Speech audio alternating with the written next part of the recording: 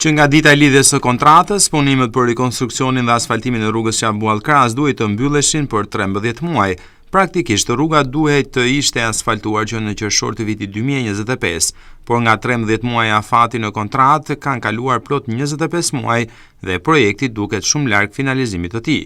Kompanitë Base SHPK, Ergi SHPK dhe Vëllezërit Hysa SHPK nuk arritën ta mbyllin në kohë kontratën, madje punëtorë apo mjetet e këtyre kompanive as që duken në terren për të finalizuar projektin prej 11.2 milion eurosh të financuar nga qeveria shqiptare nëpërmjet Fondit Shqiptar të Zhvillimit. Drejtuesit e mjeteve shprehen se gjendja e rrugës është skandaloze pasi nuk është finalizuar me asfaltimin e saj.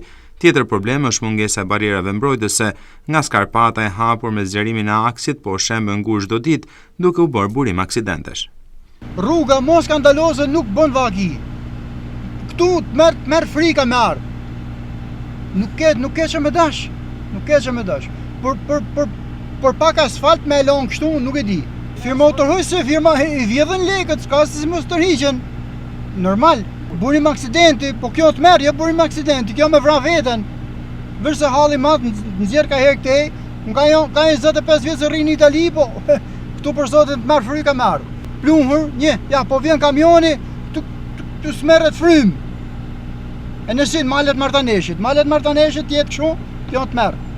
Banorët e Martaneshit dhe drejtuesit e mjeteve kërkojnë që projekti të finalizohet ashtu siç është në kontratën mes ARSH-s dhe kompanive fituese të zbatimit të këtij projekti.